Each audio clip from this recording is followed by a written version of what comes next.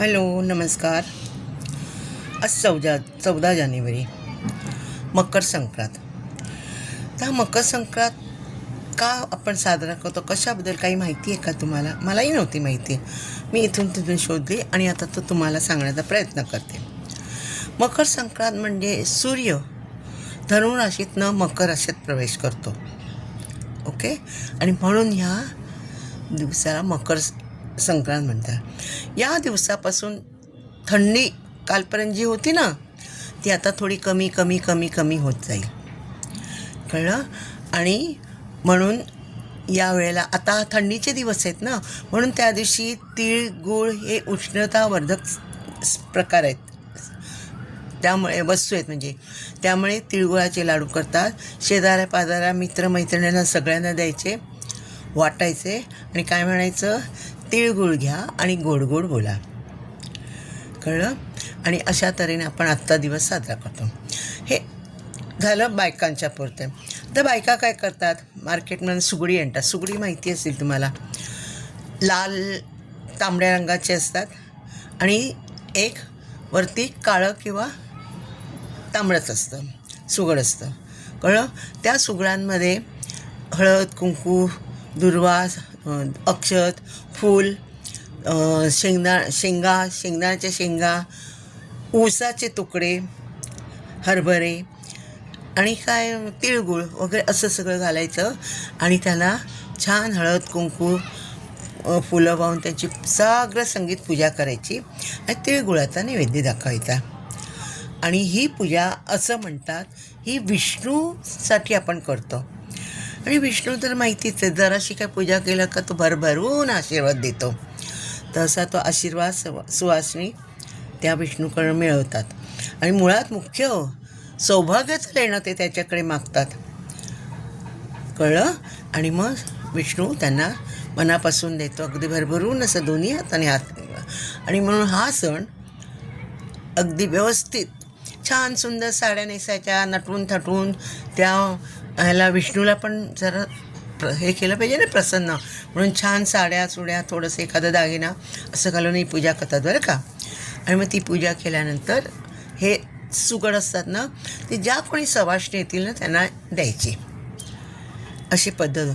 पण पूर्वीच्या काळी कसे खूप 21-51 अशी सुगडे पुजली जायची, अगदी पूर्वी.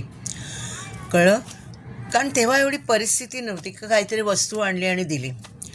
मग काय करायचं, एक एक बाउल त्यांना तो द्यायचा, असं होतं. आणि हळद कुंकू करायचं, हळद कुंकू लावायचं. मग त्याच्यानंतर ज्या दरापैकी बऱ्यापैकी श्रीमंत असतील, म्हणजे हे असेल, त्यांना आर्थिक सहायता बरं असेल, तर त्या जरा काहीतरी स्टीलची वाटी द्यायला, त्याच्यापेक्षा जरा असेल त्या चांदीचे करंडे द्यायचे. म्हणजे अशा तऱ्हेने देणं घेणं चालू होतं. तर अशा प्रकारचं हळदी कुंकू आपल्याकडे आजही चालू आहे. पण आपल्याला हे सगळं शक्य नाही, म्हणजे सुगडी पण शक्य नाही, चांदीचे करंडे पण शक्य नाही. मग आपण काय करतो, मार्केटमधनं छान काहीतरी एक वस्तू आणतो सुवासिनींना द्यायला. घरी बोलवतो आपण त्यांना, छान काळी साडी नेसतो आपण आणि त्यांचं हळद कुंकू लावून पूजन करतो, फूल गजरा काहीतरी देतो, खाणं काहीतरी देतो आणि हे वाण म्हणून त्यांना काहीतरी आपण देतो. ओके, हे आपला सण झाला, हा मकर संक्रांत आपला महाराष्ट्रीयन बायकांचा सण झाला. पण तुम्हाला माहिती आहे, हा सण 4 ठिकाणी मला तरी माहिती आहे, अजून पण असेल, पण मला माहीत असलेला एक उत्तरायण म्हणजे गुजरात साईडला सेलिब्रेट करतात. बापरे, ते तर वेडेच लोक. उत्तरायण म्हणजे इतकं ते करतात ना, की थाटामाटात, म्हणजे किती थाटामाटात करावं, त्याला काही सीमा आहे.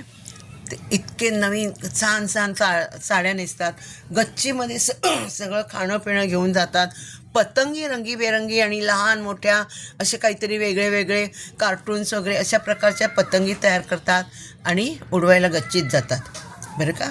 आणि मग त्यांच्या त्या फिरक्या धरणाऱ्या बायका असतात ना, त्यासुद्धा सुंदर छान जरी काठी साड्या बिड्या रंगीबेरंगी साड्या नेसतात, त्यांच्या ते फिरक्या धरायला जातात. आणि मग वरतीच खाणं पिणं सगळं वरती दिवसभर असतं त्यांचं. आणि गर्दी गच्चीत झाली ना, मी असं ऐकलं आहे, गच्चीत गर्दी झाली ना का ते खाली येतात अर्धे लोक, मग तिकडे वरती तंबू वगैरे बांधतात आणि तंबूमधनं ते सगळं त्यांचे ही चालू होतं. खाणं पिणं, पतंगीचे दोरे ठेवणं किंवा त्या पतंगीचे काय मांज्याची लगड काय असेल बोलतात, मला आता आठवत नाही आहे. तर ते तिकडेच ठेवतात आणि पतंग उडवतात. कळलं. आणि तो इतका छान साजरा करतात. सुरतमध्ये म्हणे सुरतला 2 दिवस रजा देतात, बंद असतं पूर्ण सुरत. कळलं. कारण का, तो मांजा उडवताना तुटला आणि कोणाच्या गळ्याकडे गेला तर गळा कापू शकतो ना. म्हणजे ही हलकीशी 1% पण त्याने रिस्क घेतली नाही, सरळ सुरत बंद. म्हणजे ते, आणि म्हणजे तुम्ही एन्जॉय करा, मनापासून एन्जॉय करा, काय हवं ते करा आणि एन्जॉय करा, असं त्यांचं म्हणणं आहे. आकाशामध्ये तिकडे बघितलं ना, वरती आकाशात 100-150 पतंगी आकाशात उडत असतात. खूप छान वाटतं. मी गेले होते एकदा, सुरतमध्ये नाही पण गेले होते, अहमदाबाद वगैरे त्या साईडला. खूप मजा आली आम्हाला पण. तर असा हा सण आहे. कळलं. पोंगल म्हणजे हा साऊथ इंडियन सण. ते पण छान सेलिब्रेट करतात. त्यांच्याकडे खिरी करतात, ती करंजी असते त्यांची ठराविक पद्धतीची, ती करतात, ती सगळ्यांना वाटतात. माझ्या ऑफिसमध्ये पण माझी मैत्रीण घेऊन यायची आम्हाला ते गोड जिन्नस, एक तिखट जिन्नस वगैरे असं. तेव्हा आम्ही पण सगळं एकत्र मिळून साजरा करायचो. कळलं. आता तुम्हाला सांगते एक गोष्ट. आता मी थोडं वाचून दाखवते हां.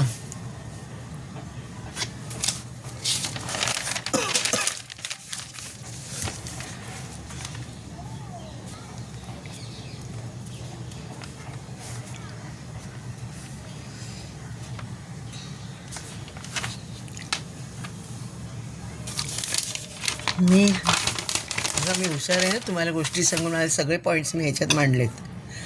कळलं. तर असा हा संक्रांत आपण अगदी खास उत्साहाने आणि मोठ्या विशिष्ट परंपरेने साजरा करतो. या दिवशी आपण आनंदी राहतो. काळं वस्त्र नेसतात, म्हणून बघा मी काळं नेसलं. काळं वस्त्र परिधान करतात आणि हळदी कुंकाला कोणी बोललं तर त्यांच्याकडे काळं वस्त्र नेसून जनरली जातात. कळलं. नाही राहत असं म्हणजे इतर घालत नाहीत असं नाही आहे, जनरली काळं वस्त्र नेसून जातात. ते काळं वस्त्र हे संक्रांतीचं प्रतीक आहे. आता तुम्ही का मला विचारू नका, मला माहीत नाही, पण आहे एवढं नक्की. कळलं.